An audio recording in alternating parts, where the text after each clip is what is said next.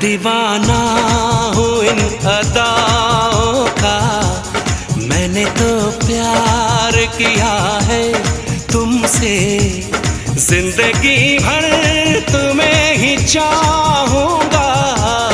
मैंने इकरार किया है तुमसे।